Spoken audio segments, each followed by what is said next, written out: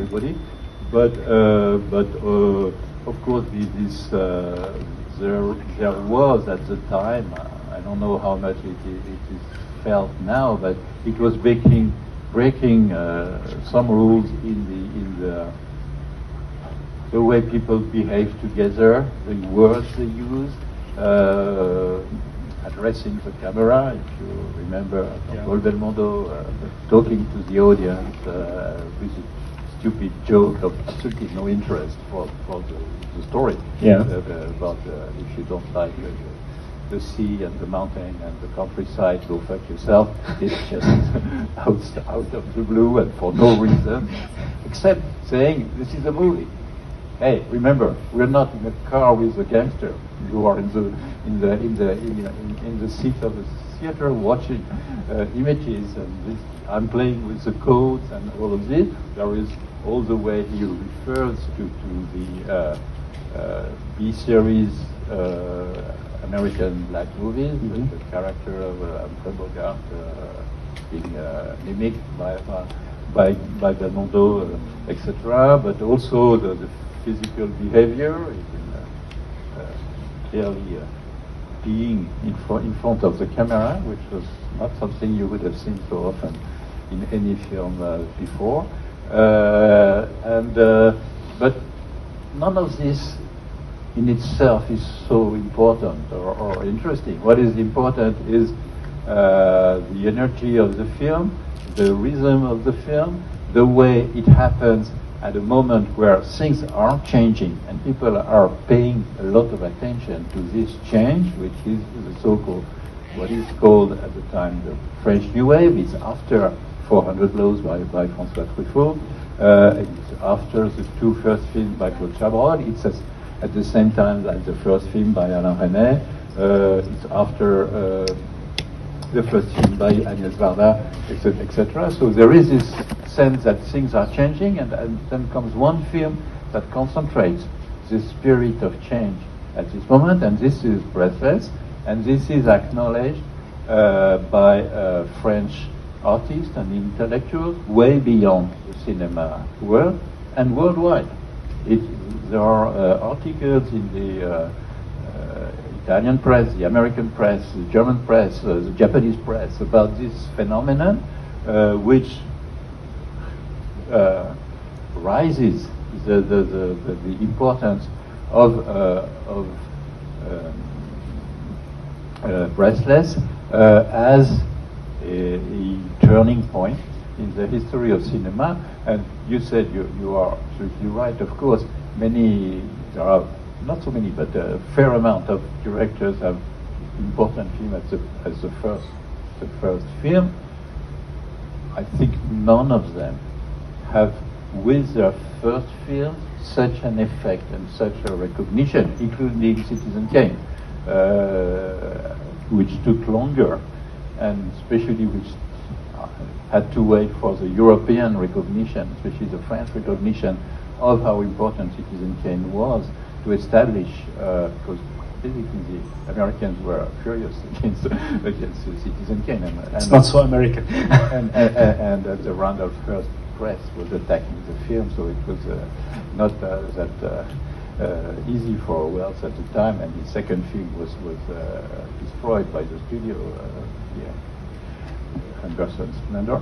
So, because in the history of cinema, Breathless is at least as important as Citizen Kane as a major moment, turning point with the first film. But the fact that it is acknowledged, that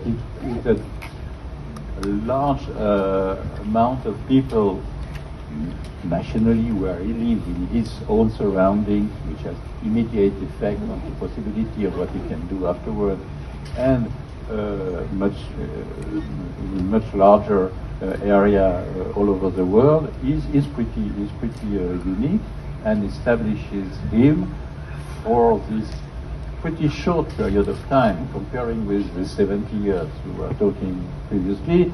It is from 1960 Breathless to 1967.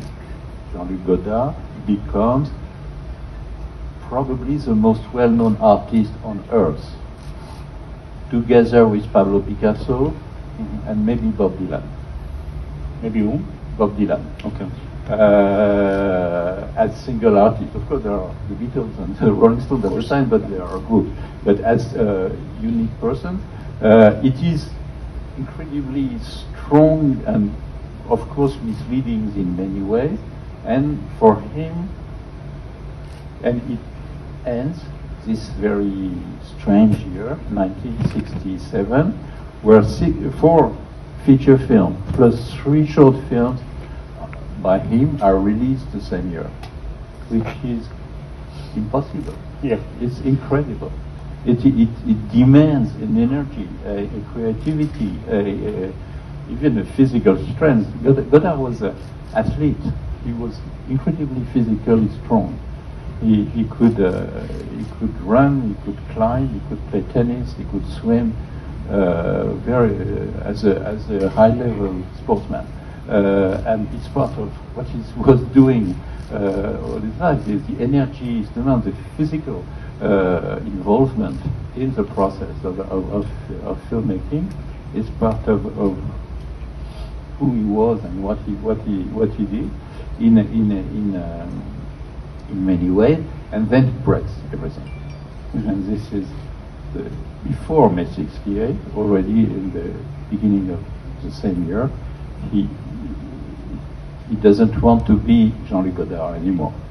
And he goes somewhere else saying, being Jean-Luc Godard is being part of this world I am against. Is playing by rules I want to break. And then he disappears as a filmmaker. He will not make the next film after the last one, The Weekend, 2 or 3 things I know about her, Made in USA, and the Chinese woman, which are the last 4 ones of this period era. And then he would enter to another attempt, completely different, which is a failure. You will fail to make films in totally different ways, not as an author, not with the money relation, not with the power relation, not with the actor connection and technicians relation. Although he does it for almost 10 years, until for 10 years, and more than 10 years, until 1979, with an immense effort, a lot of work, and it doesn't work because basically it's based on the idea that it has to break with the capitalist society, and it will help the capitalists to crumble down, which doesn't happen, as we know, and so he finds himself alone. I think it's a brave defeat, but it is a defeat. It's a honorable defeat, but it's nevertheless a defeat. So, before we go to these defeats and these other eras of his work, when we get back to this 6 or 7 years of his start, which were very full of very important films and very unique in the style he worked. As you mentioned, many films in 1 year, and most of them are very important, which is, we can say, 1 year of this period of Godard's work, maybe with an entire filmography of other directors. So, what comes to my mind also is some also both director. They are very well known with the directors of one film. Or they have a very good best film. The best film is the first one, and then they can't keep the same pace or the same style later on, even if they try to reach it, but doesn't match it. So, what do you think made Godard continue his way? Is it just the French wave as a wave? Maybe they reconnected the connection of him and the actors and actresses he worked with, or maybe because he has a lot to talk about. What was the thing that kept him in these 7 years doing these great films? You mean during the 60s? Yes. I think Godard is crazy. He believes in a magical potential of cinema at a level. It is a level which is crazy, because the magical potential of cinema is real, but he puts it higher or larger than any reasonable people would. And so it translates immediately for him. And again, it started when he was only writing about films before making them himself, that he feels that cinema is a kind of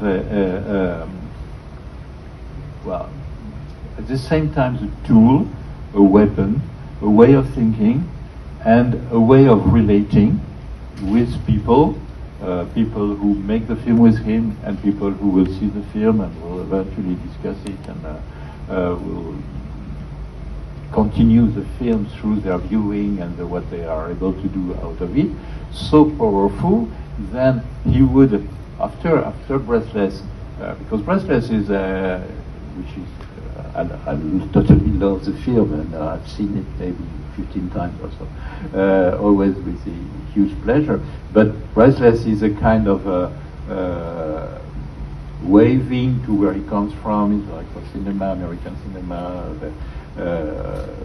some areas in Paris, etc. But immediately afterwards, he addresses the war in Algeria, the second film, Little Soldier, which is banned, censored, forbidden in France for years. Then he would address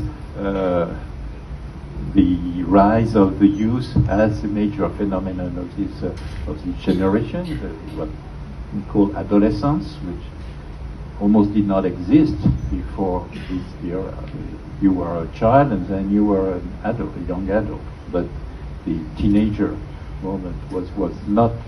It has become like maybe the most important part in the life, at least for the market now. But it was even not recognized as such at the moment, and he makes several films about that. He makes films about, of course, the war in Vietnam, but he makes films about the political position of the filmmakers and discussing it in many. He makes film about the change of the city, about urbanistic problems. He makes things about relation between men and women, which are very way ahead of the state of the thinking about that in France or in the Western world at the time. So cinema is like a treasure of potentialities that he feels that he has the opportunities to activate in so many ways with access. He finds ways to access to the most important French movie star of the moment, Brigitte Bardot, who is not supposed to be in a Godard film because she's playing a totally different kind of films at the time. But he would convince her, and she would enjoy him. What he does, if we watch this film today, and even more if you can a little bit remember how she was filmed. She was filmed as the obscene object. All the directors filmed her to show her ass, but pretending not to. He strips her, and they discuss that on screen. And it becomes totally not obscene. The opposite. It becomes a woman who has a body, beautiful body, no question, but as a fact that can be very respectful for her and for the viewer in a completely unexpected way that is breaking censorship rules in France at the time. And this is typically this kind of imagination or poetic ideas that are actually addressing social, political, human issues that Godard plays. The idea that comes to me at the moment would be like a genius piano jazz player who would improvise endlessly on the keyboard of the cinema tools. He can go any direction. It comes. And the more he plays, the more it comes, and the more directions it goes. And all of this is incredibly alive. And if you have the opportunity to follow what happened at the moment, including the short films, because we're talking about somebody who made more than 170 films in his life.